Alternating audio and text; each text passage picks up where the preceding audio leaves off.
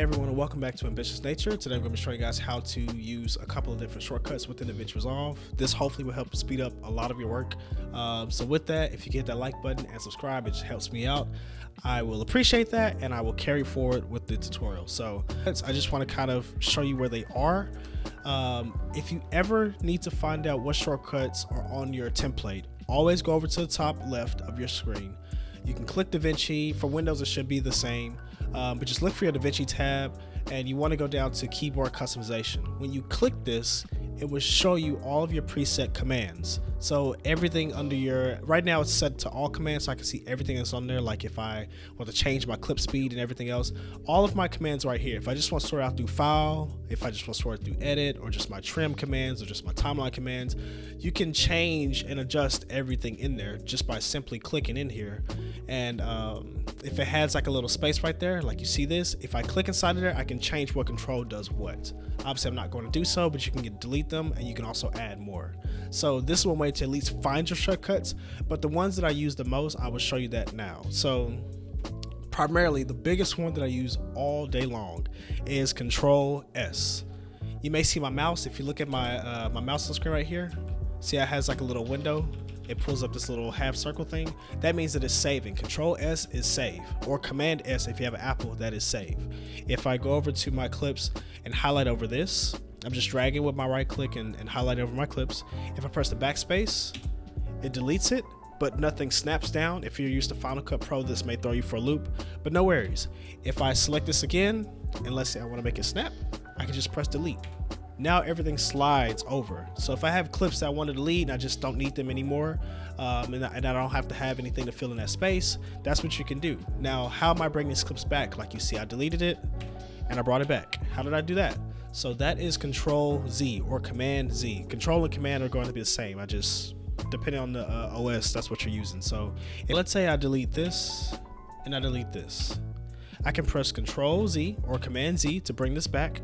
But let's say, okay, I brought it back. That's not actually what I wanted. I want to go back to the previous. I can press Control or Command Shift Z, Control Shift Z, and it will go back to the previous. So if you want to go forwards, it's Control Shift Z. If you want to go backwards, it's just Control Z. So, or Command Z or Command Shift Z. You kind of get the picture at this point, but that's what it is. So I'm going to bring it back just so I can kind of show you guys the next stuff. As far as clicking through your clips, most times if you're editing anyways, you're probably going to hit the cut button at some point in time. It is very annoying to go over here and click the cut and then go back to the mouse and then click the cut again and go back to the mouse. So what I actually do is I press B on my keyboard. If you notice, it automatically highlights it just to show you. So if I press B, now it will pull up the cut. You won't see it over here. It just looks like a mouse. But if you drag over any clip and I press it, you notice it's cutting. So I'm just going to hit Control Z to bring it back. If I want to go back to my mouse and I'm tired of cutting, I can just press A. So A is your mouse, B is your cut. That's pretty much it as far as those two goes. These other ones you may use as you get more in depth, but realistically you're not going to care for. I'll show you kind of another one. If you do hover over some of the clips, it will give you, or sorry, if you do hover over some of the icons, it will tell you what the commands are too.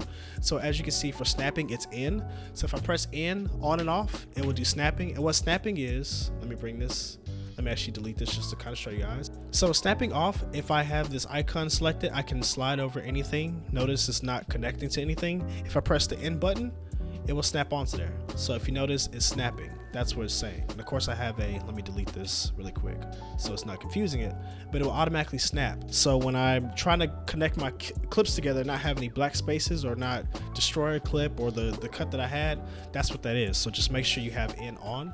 And then this is your link. Sometimes you may have to do this. For me, it is like Shift Control L, and it takes off my link. And what that does is it disconnects the audio from the visual. So if you notice, I can move this around or whatever. Anything that you have with this little icon means that it's linked. So that's just Shift, Control, and L. So that's that command. And I want to say the last one that I use the most, without going too crazy, as far as the big picture, if you want to see it, is Command F. And this is Cineviewer. So this will give you a play-by-play of the video that you're editing. So As you notice, I have different clips in here. Of course, I deleted some, so it's not going to show everything, but it will show my videos. If I want to see it in full picture, and I have only one screen, Control F or Command F gives you, it basically turns this picture right here into a broader screen. Now, those are the shortcuts I use probably 90% of the time. Command F sometimes I use just because I have two screens. I will show you a couple different other tricks that I love to use in case you're editing long form video, and these are your playback speeds. So of course, if you go to your commands, you'll see it, but I will just show you right here. So for my speed commands, I can press play, which is the the space button. If I press that, it plays it. If you notice, it's playing right here. Let me actually make this one screen for you guys to see.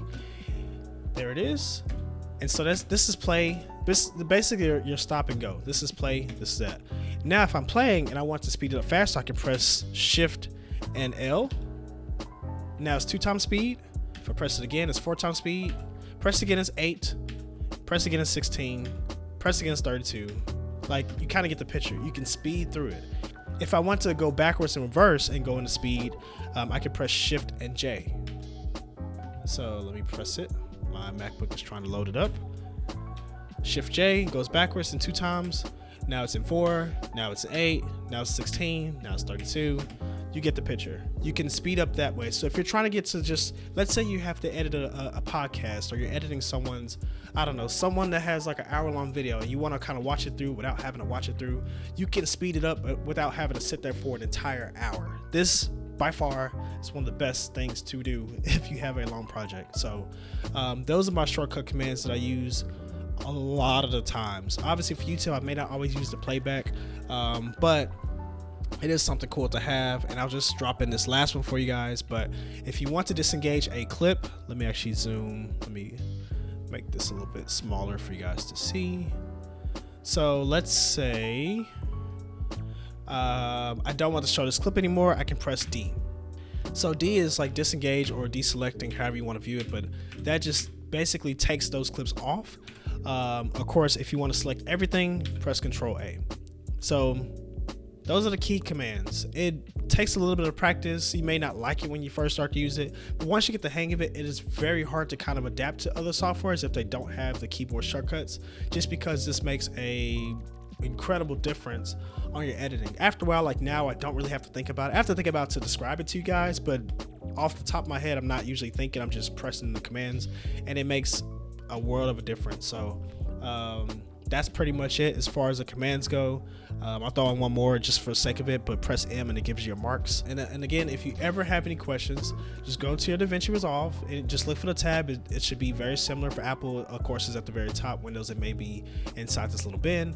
But go to the Davinci, click your keyboard customization, and you can always double check / you can also change. If you don't like the commands, you can shift them to make them fit more towards you. Just keep in mind, if you do use someone else's platform, you may lose those shortcuts because they don't transfer to just computer to computer. Of course, if you have any questions, if you have any suggestions for any type of videos, just let me know. I will make them as soon as I can, and I will be back for the next video. See you guys on the next one. Peace out.